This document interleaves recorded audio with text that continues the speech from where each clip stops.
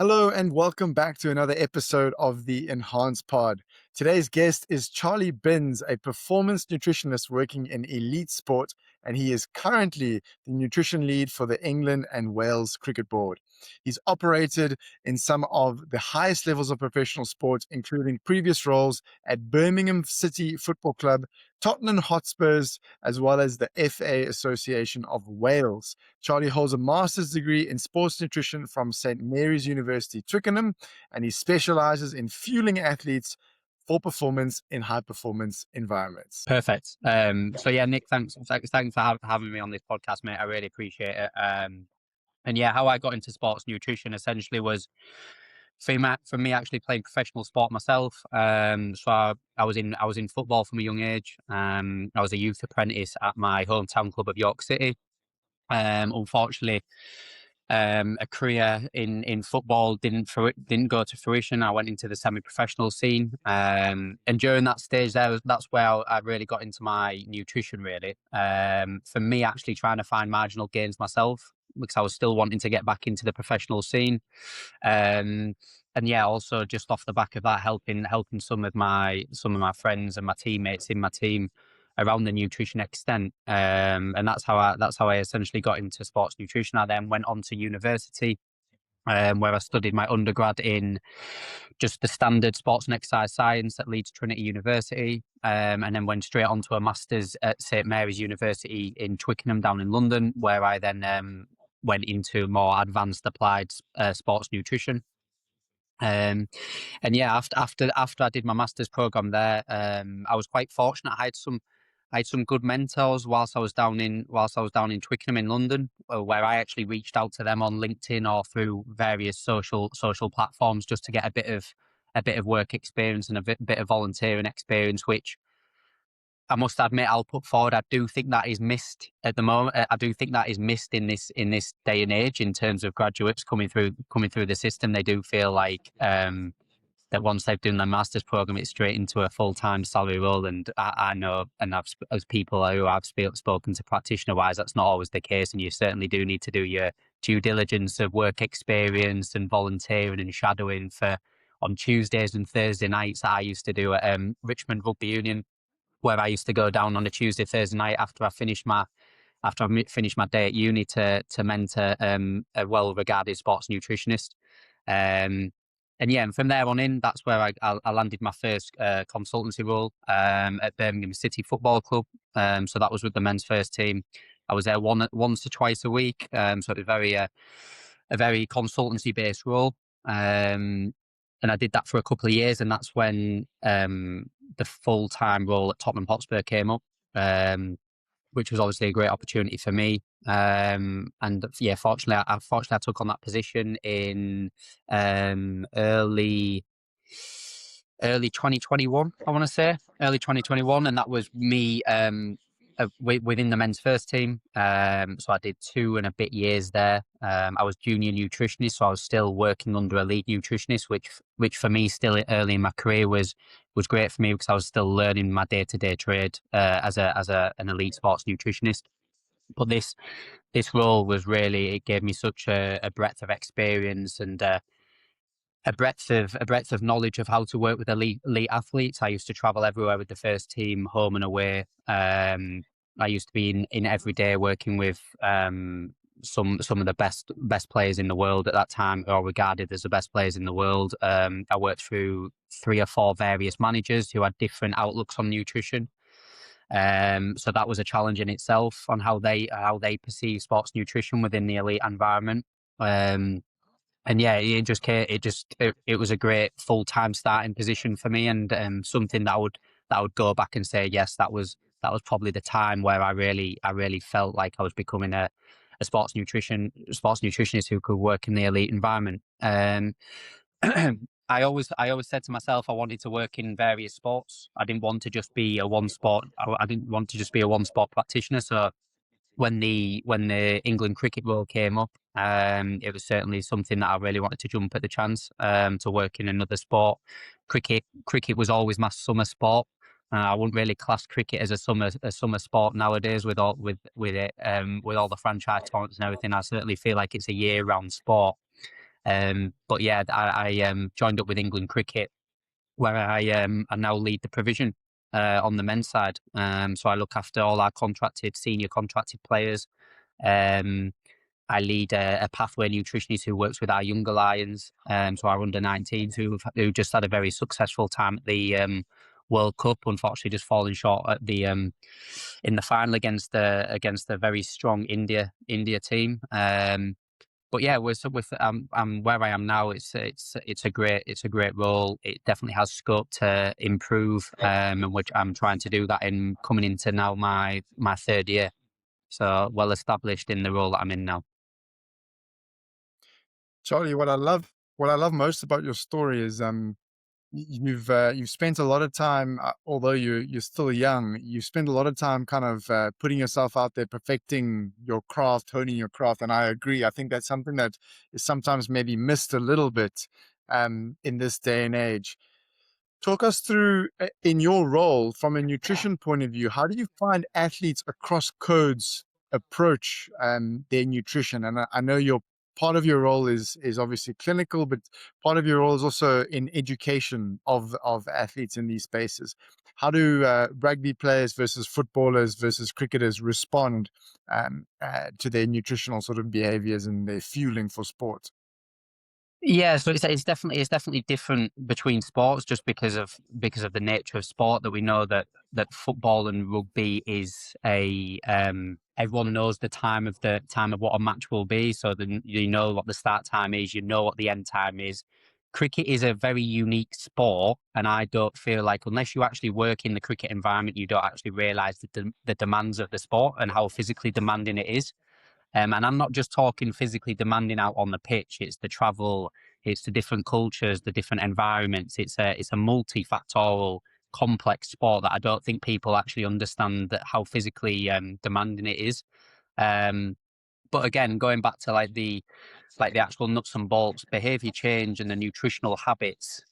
Um, is different just because I feel like football and rugby is probably 3 or 4 years ahead of where cricket is. Some of the cricket players that I have or come through the system from counties have never had nutritional exposure. So they haven't had a nutritionist working with them from probably like 9, 10, 11 years of age, where you're doing football and rugby at the elite level. So that's where the education comes in a lot, and earlier on in the pathway, at our young lions level, we do certainly pride ourselves on our first port of call with them is just the general education and the general knowledge and creating nutritional habits and behaviours. So then when they come up to our system, into the Lions program and into the senior environment where they are in different continents and different cultures a lot of the time, unless we're in tour with them, they have to almost be self-reliant on themselves. So we try and catch them as early as we can from an educational point of view to embed nutritional behaviors and knowledge and habits into them, so that when they do come into the lines in the senior environment, yeah, they have a baseline of knowledge for them to then propel onto some more advanced strategies around specific fueling strategies, specific recovery strategies. Do they know what their strategy would be if they were in South Africa compared to India or compared to Australia? How will their strategies adapt? So, yeah, it's definitely different in cricket just from the exposure point of view. Whereas when I was obviously in football, we were so well established, and they had probably, like, before I came in, there was a nutritionist there who'd been in the environment for 10 years. So that's where I would see like the sports are different in terms of nutritional exposure. But as I said earlier, we're certainly making some positive progression, and we're certainly getting to a point where I feel that I felt we were in football. So And Charlie, I want to just take a little note out of that and say, I love the way that you speak about with it kind of being not a really established part of age group cricket leading into elite cricket, that you've kind of made time and place for it to be part of the player development pathway as well. I think that's really important for organizations when considering, or I want to say, I would not new disciplines, but disciplines that aren't as well as established, maybe as physio and S&C are in elite sport, to kind of make it part of the player development pathway where exposure, education, upskilling, and I suppose it's also about creating independence and autonomy for players to be able to make better decisions for themselves. I really like the way that you've kind of structured it into that, like a player development model. I want to dive in a Absolutely. little bit on I want to dive in a little bit into cricket specifically, and I agree with you. It's such a unique game from a biomechanical point of view, where people move to the rules. It's incredibly technical.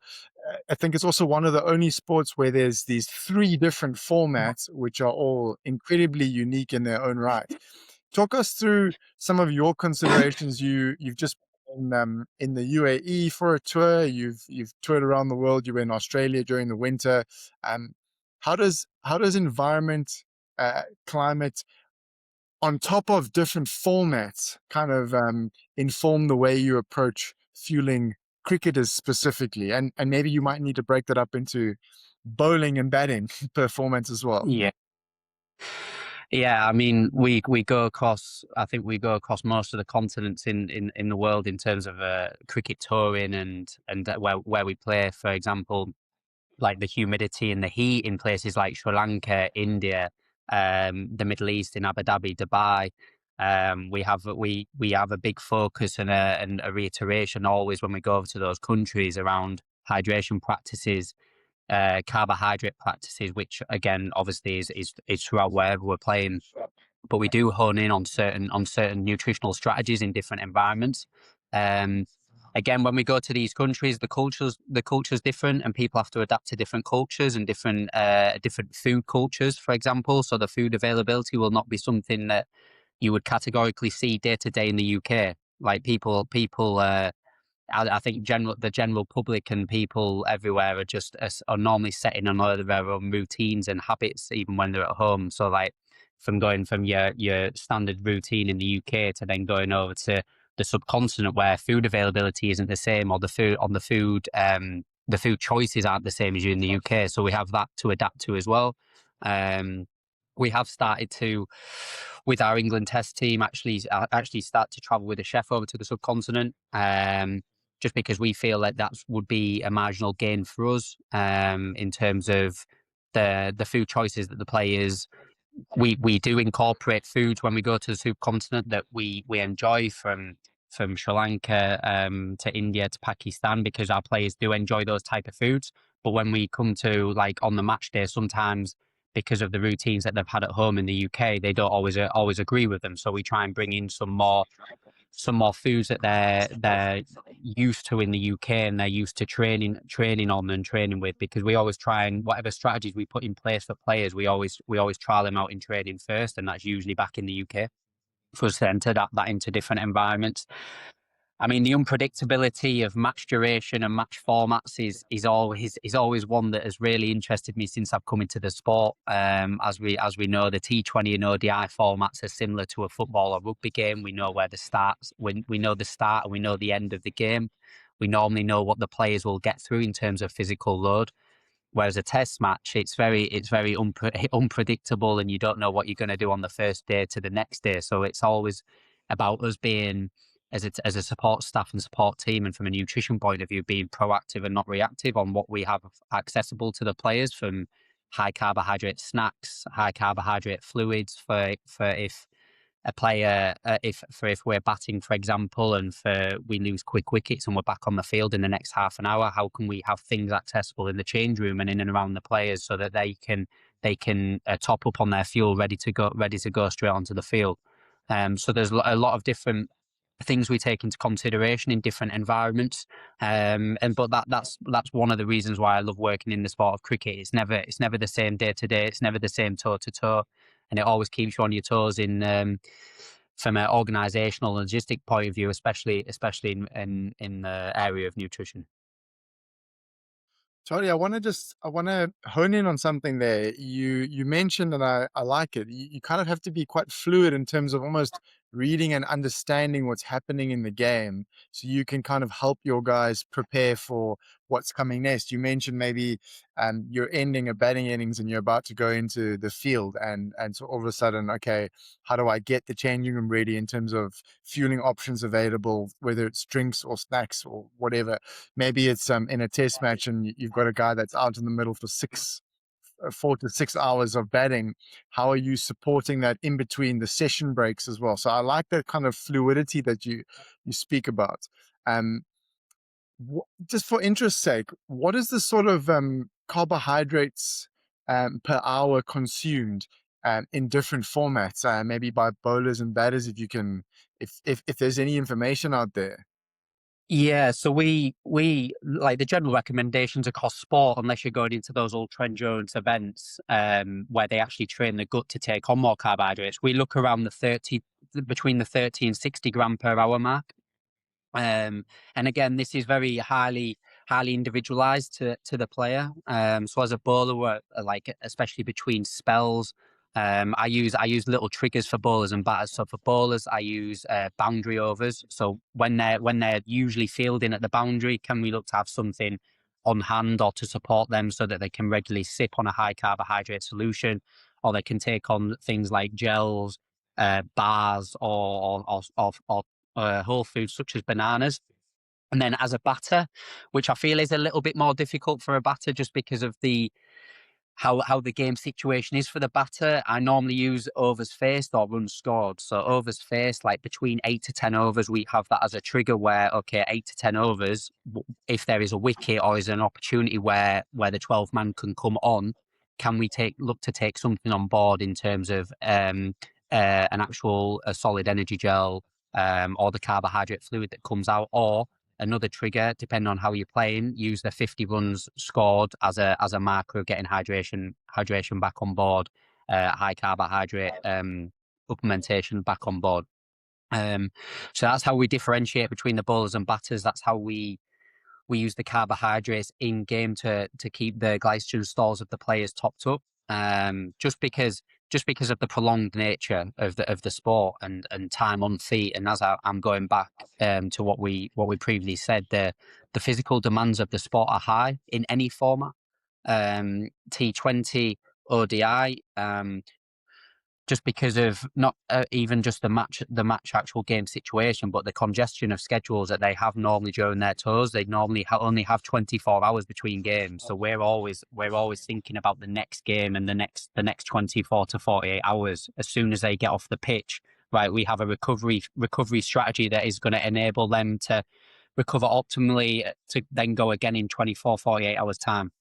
And that's similar to a test match. If we are on a fielding day, sorry, if we have a fielding day and we know that we're going back out onto the field the next day, okay, that recovery block as soon as they get off the pitch on day two is so important for us to get the right carbohydrate back on board, rehydrate for them to be able to go and repeat the exact same bowling speeds, actions, high speed running in the field on that next day for us to put ourselves in the best place to win a game of cricket.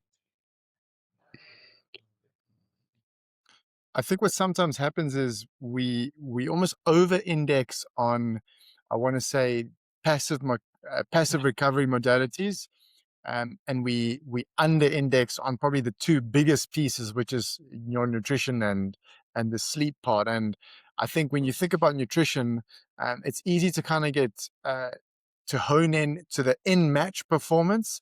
But if you're not doing the right things in between, you're not going to reach peak performance either.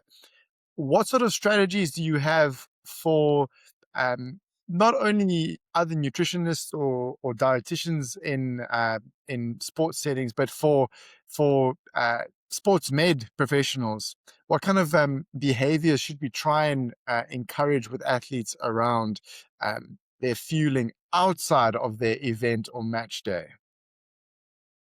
Yeah, so it's there's a common term in between sports nutritionists that is fueling for the work required. So the fueling for work required essentially is aligning your carbohydrate intake to your training loads or your day-to-day loads. Okay, so for example, if we have a high training day for a bowler where the bowler looks like he's getting one of his higher overs loading leading into a match, okay, we know that that's going to be a high carbohydrate day for us. Whereas if we have a day where the player is either on a rest day or it's a very low intensity day, okay, how can we scale the carbohydrate back because the carbohydrate isn't needed as much? But we know that leading those 2 days, 1 day leading into a test match or a T20 or an ODI game, we class them as high carbohydrate loading days. And one thing that I always try and get across to the players, nutrition isn't complex when the basics are done very well. If the basics are done very well and they're done consistently and individualized to that player, you will put yourselves in an optimal and best chance to perform day in, day out, and match in, match out series, test match out, test match out. So I always try and get across to them, just do your basics well, keep them consistent. If we need to go more advanced away from like a food first approach and we feel like some performance based supplements may enhance their performance, okay, let's look at a strategy that you know that you can consistently do basis day to day, so that then it actually does give you an enhancement in your performance. But I always try and get it forward to my players. Nutrition isn't complex as long as you do the basics well and you do them over a consistent period of time. One thing that I do come across with elite athletes is the want for quick fixes, and it bugs me a little bit because the quick fixes for me are not sustainable. We're not creating any nutritional habits there. We're not creating any behavior change there. What can we put in place so that it's sustainable for you for a longer term career? Around player availability, reducing the chance of injury, reducing the chance of illness. We're looking for sustainability across your long term career. We're not after a quick fix, because normally that quick fix is lower. Normally goes towards the areas such as low energy availability, under fueling, and that's where the increased risk of injury and illness comes around. Charlie, you spoke a little bit about, or I mentioned this over-indexing, under-indexing piece, but you mentioned something about whole food first. I want to just ask you. I'm sure it's a common kind of pushback, or maybe talking point with when working with athletes, to kind of supplementation. I think that the trick or the giveaway is in the word that it's meant to supplement your a sort of optimal diet. But how do you engage in that conversation when it's easy to jump straight to um, the bars, the supplements, the gels? Obviously, there's a time and place for it, and it's part of a broader strategy. But how do you bring athletes back to the whole food first model? Again, it's from early education in our pathway. So what we do is in our pathway we're quite resistant in earlier on in our pathway to use supplementation, because we want to educate them on the whole food first approach, because that is the way that we do want to go down. As you said, Nick, supplements always have a place in elite sport, and like the heavily researched ones are performance enhancing. We all know that. And they do come in use, especially in cricket, when we do go to different environments, because different environments sometimes brings on a suppression of appetite. And that's where suppression of appetite, for example, in hot, humid conditions, we might have to look towards a supplement for us to get the carbohydrate on board for them to still optimally perform. But when we scale it right back, we as a team at England, we just try to make whole foods as accessible and as available as we can, so the players are routinely around these foods that they can trial and test what works for them. One player might work for them, but another it might. Everyone is individualized. Everyone has likes and dislikes around their own taste and their own feeling towards food. I always put forward that food is a real personable thing to each individual. And we always try and have a variety of carbohydrates, a variety of proteins and vegetables and salads, so that everyone can make their own individual choices and know what works for them. So we, from an early start in our pathway, we always try and push whole food first. As of course, there's always going to be the recovery shakes. There's going to be creatine. There's going to be those energy gels that we know does support performance in the right way and used in the right way. But we're always trying to, at England Cricket, we're always trying to push forward our whole food first approach, because as we know, that's the most beneficial part of nutrition, is the whole food first approach for us, and utilizing those strong carbohydrate based foods, those leaner proteins to help recover and build lean muscle mass. But yeah, we're trying to start at an early stage in our pathway, so they get exposure to that early on. Charlie, with your experience of traveling, specifically in the subcontinent, playing in humid conditions, sometimes that's always viewed as a precursor to things like muscle cramp during performance, or maybe even during longer training sessions. Um, I would say it's almost like the quest for the Holy Grail, where a lot of clinicians, physios, team doctors included, we want to prevent athletes getting to that stage. What kind of practical tips, regardless of environmental conditions, what sort of practical tips can you give us on preventing cramp?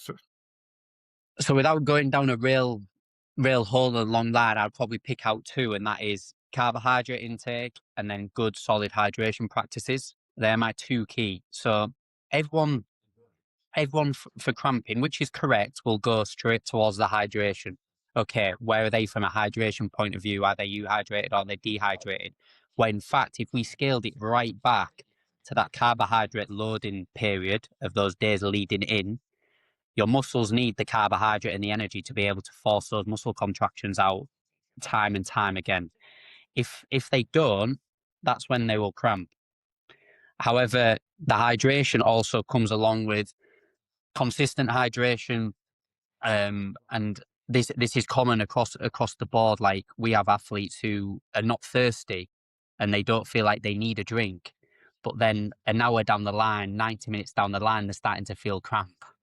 So we're trying to promote that you might not think that you're thirsty, but we know from like our practice point of view, like our research point of view, that we need to consistently sip and keep our body hydrated, or that is when cramps will occur. Obviously, a lot of what I've seen recently, a lot turn to cramp fix and those pickle juice supplementation. But if we scale it right back to our carbohydrate intake, our energy availability for our working muscles, along with good solid hydration practices leading into the game, cramp should be minimized tenfold. I love that approach because it's preventative, and it kind of fits the theme Yeah. of educating not only the athlete but the professionals around. As much of the hype is with pickle juice, and I've been in dressing rooms where we've got pickle juice and syringes and we trying to dish this thing out, but you take that back to match day -1, -2 on a macro sort of lens, the habits, the educational pieces. I think, yeah, it makes so much sense that that's got to be the cornerstone of solving, or maybe um, Yeah. creating less impact of the event of cramping. Absolutely. And one thing that I'm real short term that I'm massive on in elite sport, Nick, is being proactive, not reactive.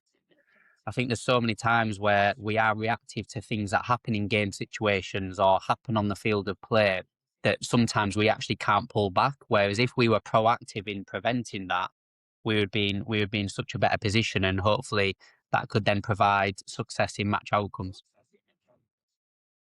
100%, Charlie. I want to pick your brain on one or two more topics before we kind of bring this thing full circle. What is your take on the use of caffeine? If anybody has followed the Amazon Prime documentary on the test, and you see the Australian team, they're traveling with their own espresso machine in the Yeah. changing room. Obviously, that's a lot around long format cricket, which is test match cricket, 5 days. A lot of coffee does get consumed, but in terms of the nutritional and the performance guidelines, what is an appropriate use of caffeine in an elite sports environment? How many milligrams, and what sort Yeah. of method should it be administered through? Because there's gums and gels, tablets, um, Yeah. espresso. There's a whole bunch of ways you can get it in. Yeah, so caffeine is so widely used in the sport of cricket, and I'll just probably bring that back to like environments of the team. They see it as a bit of a team bonding experience. We travel with a coffee machine with each team. Um, we have times where we have periods of everyone goes and has a go on the coffee machine and tries to do some coffee art. And it is a really nice, it's a really nice actual focal point for people to have all, like, natural and organic chats around performance and around training and stuff. In terms of the guidelines and using it as an actual specific nutrition strategy, based on how you take caffeine and based on some people are so habitual to caffeine because they just use it, like they just have it throughout their life. But from like nutrition guidelines, it's 3 to 6 milligram per kilogram of body weight. So obviously 3 milligram being a low dose, 6 milligram being a high dose. And this again will be highly varied between individuals based on how they can take on their caffeine. In terms of the actual caffeine supplementation, like the caffeine gum is used because it uses saliva to go straight into the brain cortex. So that's a fast acting caffeine. One thing that's great about caffeinated supplementation products, you actually know the milligram in these products. So knowing the milligram in these products is how you can strategically implement it into a player's match day strategy. Whereas if you went to a random coffee shop, you could get a 150 milligram flat white, but then you could go to another coffee shop the next day and have a 200 milligram flat white.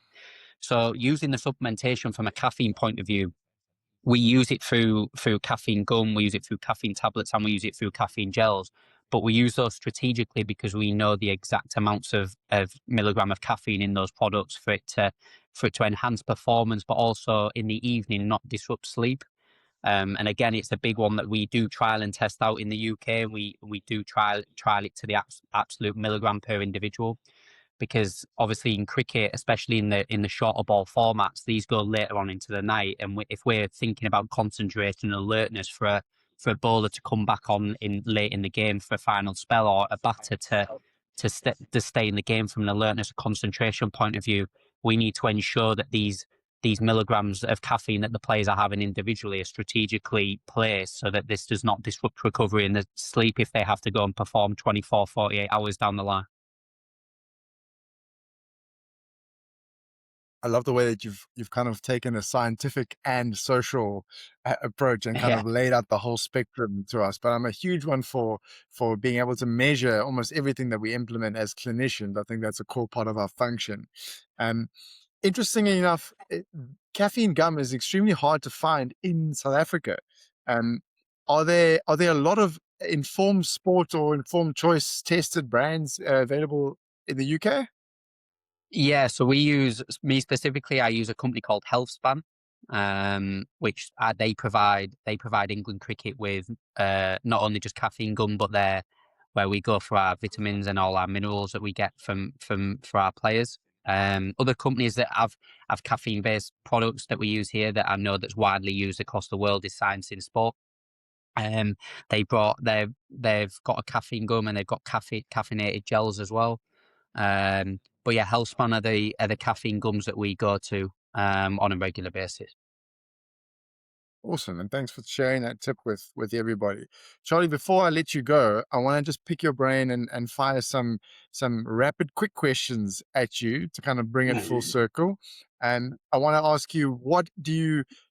It doesn't have to be of all time. Right now, what do you think is the biggest myth around sports nutrition? And it can be at the elite or even the recreational level. Oh,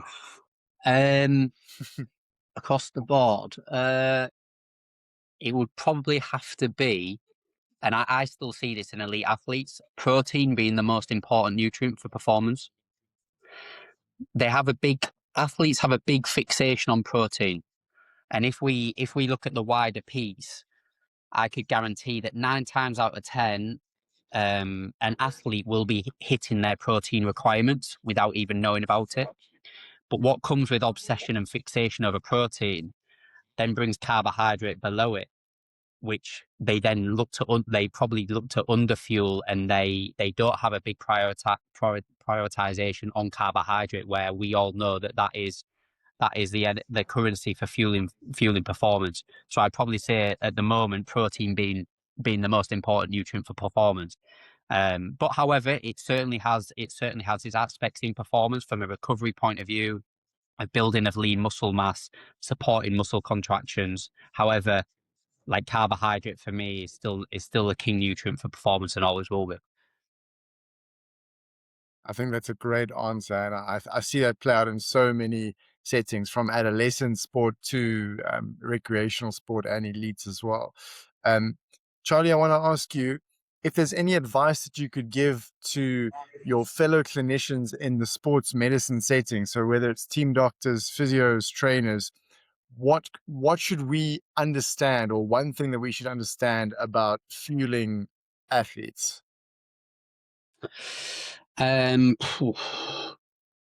I think when I speak to my support staff, knowing the importance of the carbohydrate loading days to actual support performance.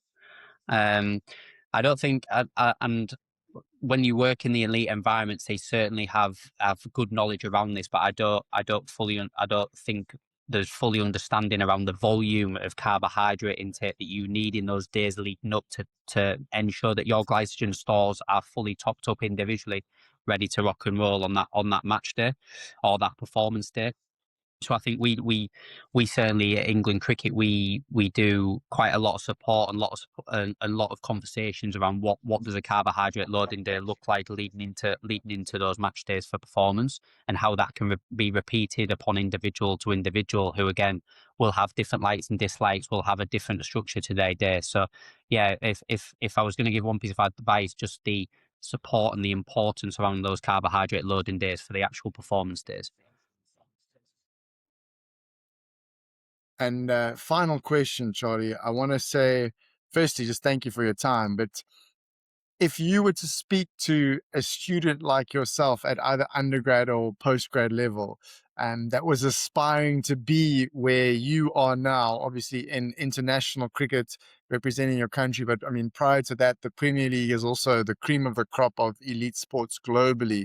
If someone aspired to kind of go on that track, what's one or two pieces of advice that you would kind of give them if that was the path they wanted to follow?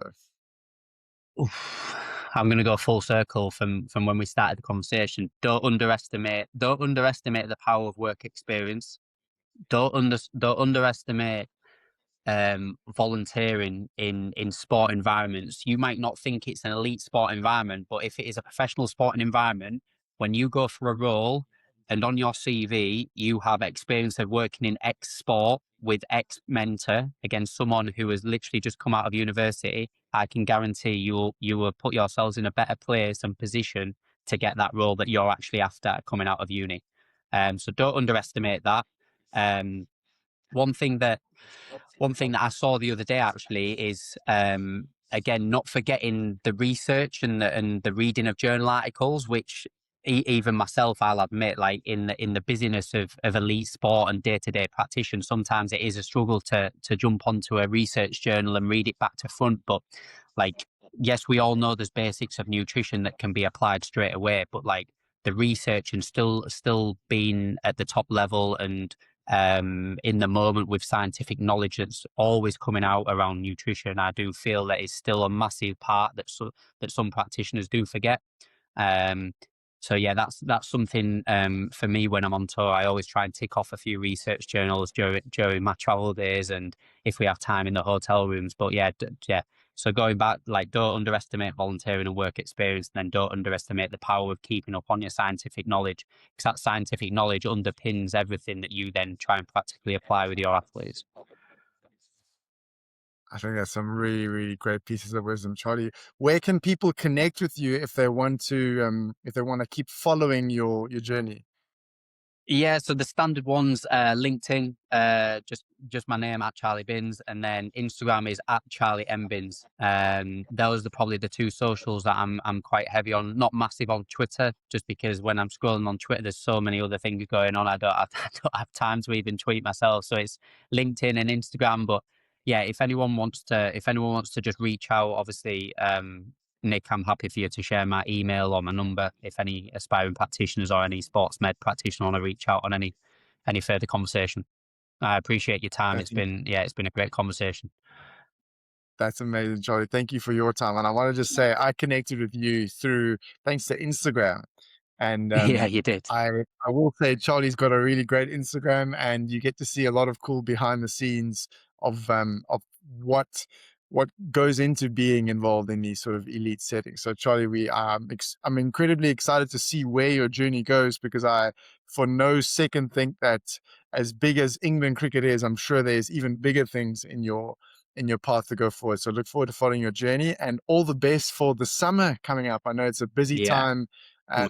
in the county cricket space, we've just winded down our season, and looking forward to a winter of a little bit of downtime and then getting training going this side. But I'm sure you're going to be incredibly busy. I know there's some test cricket coming up in the summer for you as well. So all the best, and we'll be following your journey eagerly. Thanks, Nick. I appreciate your time, mate. Thank you.